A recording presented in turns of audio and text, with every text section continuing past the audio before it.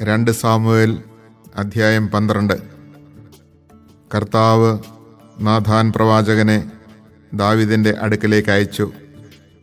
അവൻ രാജാവിനോട് പറഞ്ഞു, ഒരു നഗരത്തിൽ 2 ആളുകൾ ഉണ്ടായിരുന്നു.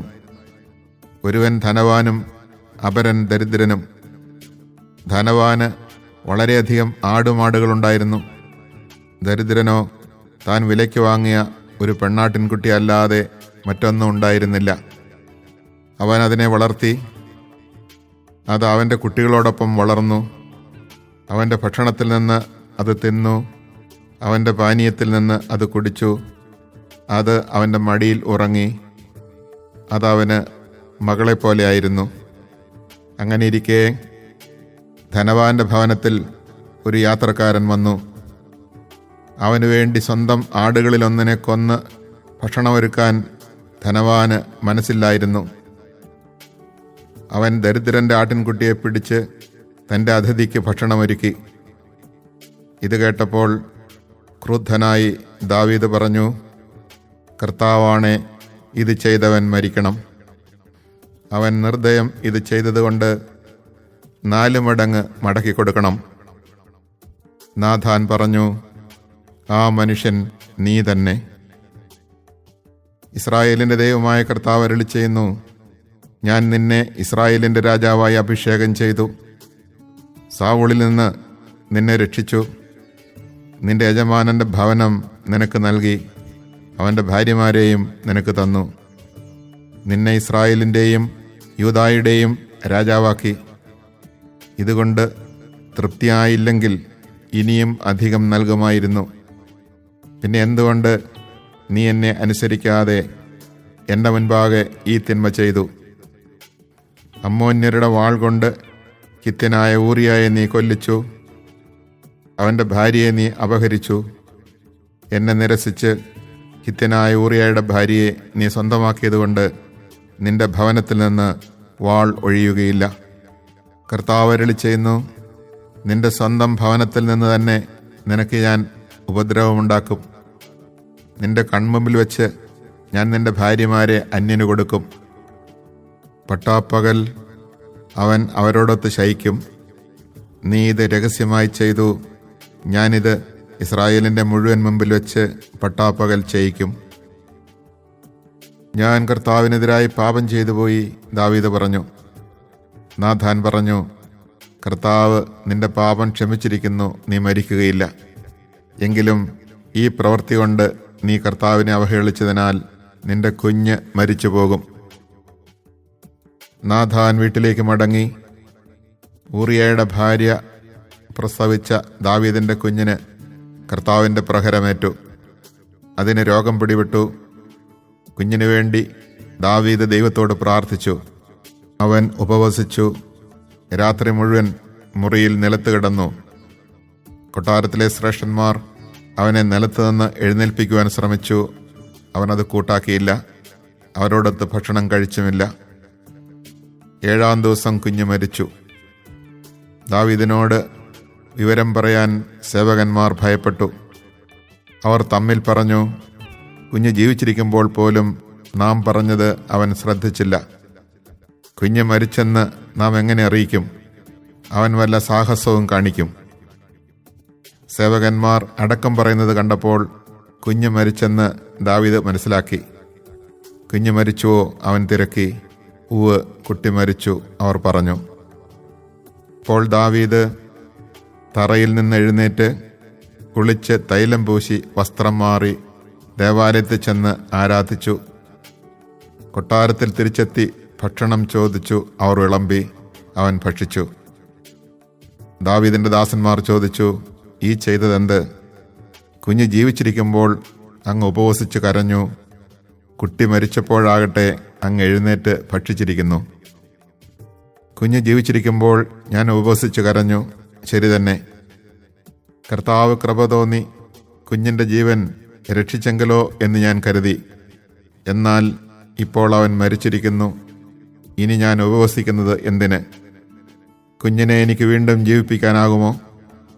ഞാൻ അവൻ്റെ അടുക്കൽ ചെല്ലുകയല്ലാതെ അവൻ എൻ്റെ അടുക്കലേക്ക് വരികയില്ല. പിന്നെ ദാവീദ് തൻ്റെ ഭാര്യ ബത്ശബായെ ആശ്വസിപ്പിച്ചു. അവൻ അവളെ പ്രാപിച്ചു. അവൾ ഒരു മകനെ പ്രസവിച്ചു. ദാവീദ് അവന് സോളമൻ എന്ന് പേരിട്ടു. കർത്താവ് അവനെ സ്നേഹിച്ചു. നാഥാൻ കർത്താവിൻ്റെ നിർദ്ദേശമനുസരിച്ച് അവന് യദീദിയ എന്ന് പേരിട്ടു. യോവാബ് അമ്മോന്യരുടെ റബ്ബ ആക്രമിച്ച് രാജകീയ പട്ടണം പിടിച്ചെടുത്തു. അവൻ ദൂതന്മാരെ അയച്ച് ദാവീദിനോട് പറഞ്ഞു, ഞാൻ റബ്ബ ആക്രമിച്ച് അവിടുത്തെ ജലസംഭരണികൾ കൈവശപ്പെടുത്തിയിരിക്കുന്നു. ബാക്കി സൈന്യത്തെ നയിച്ച് നഗരം വളഞ്ഞ് നീ തന്നെ അത് പിടിച്ചെടുക്കുക. അല്ലെങ്കിൽ നഗരം ഞാൻ പിടിച്ചെടുക്കുകയും അതെൻ്റെ പേരിൽ അറിയപ്പെടാൻ ഇടയാവുകയും ചെയ്യുമല്ലോ. അതുകൊണ്ട് ദാവീദ് സൈന്യത്തെ നയിച്ച് റബ്ബായിലെത്തി നഗരം പിടിച്ചടക്കി. അവൻ അവരുടെ രാജാവിൻ്റെ കിരീടം തലയിൽ നിന്നെടുത്തു. 1 താലന്ത് സ്വർണം കൊണ്ടുള്ളതായിരുന്നു അത്. ഒരു രത്നവും അതിൽ പതിച്ചിരുന്നു. ദാവീദ് ആ കിരീടം അണിഞ്ഞു. അവൻ പട്ടണത്തിൽ നിന്ന് ധാരാളം കൊള്ളവസ്തുക്കളും കൊണ്ടുപോന്നു. നഗരവാസികളെയും അവൻ കൊണ്ടുവന്നു. അറക്കവാൾ, മൺവെട്ടി, കോടാലി എന്നിവ കൊണ്ട് പണിയെടുപ്പിച്ചു. ഇഷ്ടികച്ചൂളയിലും അവരെ ജോലിക്കാക്കി. മറ്റ് അമ്മോന്യ നഗരങ്ങളോടും ദാവീദ് ഇങ്ങനെ ചെയ്തു. അതിനുശേഷം ദാവീദും ആളുകളും ജെറുസലമിലേക്ക് മടങ്ങിപ്പോന്നു. Chapter 12. The Lord sent Nathan to David, and when he came to him, he said, Judge this case for me. In a certain town there were 2 men, one rich, the other poor. The rich man had flocks and herds in great numbers, but the poor man had nothing at all except one little ewe lamb that he had bought. He nourished her, and she grew up with him and his children. She shared the little food he had, and drank from his cup, and slept in his bosom. She was like a daughter to him. Now the rich man received a visitor, but he would not take from his own flocks and herds to prepare a meal for the wayfarer who had come to him. Instead he took the poor man's ewe lamb, and made a meal of it for his visitor. David grew very angry with that man, and said to Nathan, As the Lord lives, the man who has done this merits death. He shall restore the ewe lamb 4-fold, because he has done this, and has had no pity. Then Nathan said to David, You are the man. Thus says the Lord God of Israel, I anointed you king of Israel. I rescued you from the hand of Saul. I gave you your Lord's house and your Lord's wives for your own. I gave you the house of Israel and of Judah. And if this were not enough, I could count up for you still more. Why have you spurned the Lord and done evil in his sight?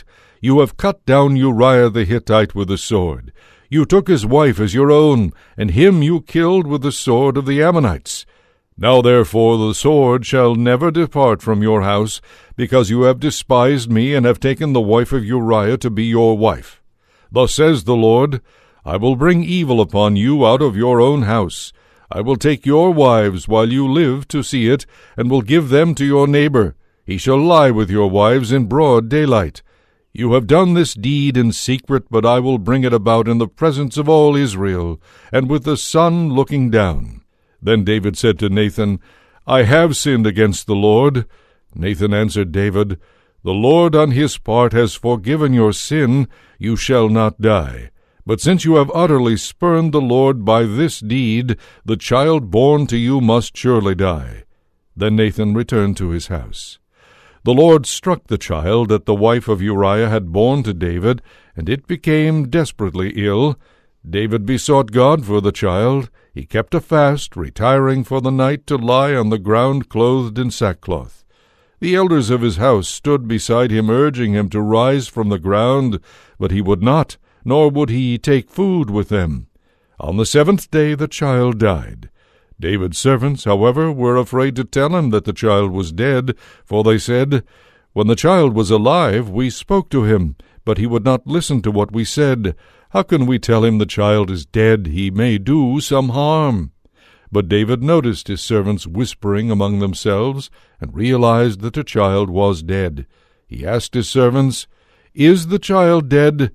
They replied, Yes, he is. Rising from the ground, David washed and anointed himself and changed his clothes. Then he went to the house of the Lord and worshipped. He returned to his own house, where at his request food was set before him, and he ate. His servant said to him, "What is this you are doing?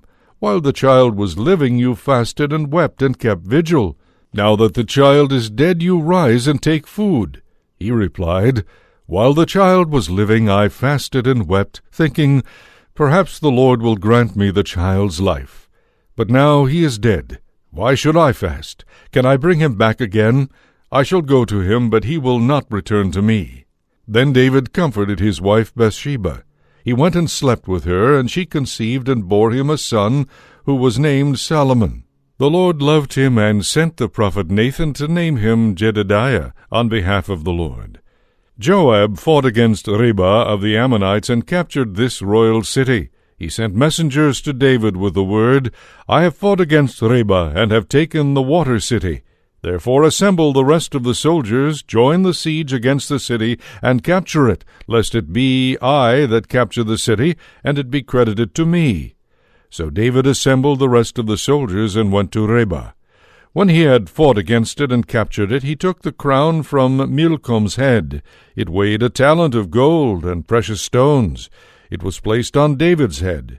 He brought out immense booty from the city, and also led away the inhabitants, whom he assigned to work with saws, iron picks, and iron axes, or put to work at the brick mold. This is what he did to all the Ammonite cities. David and all the soldiers then returned to Jerusalem.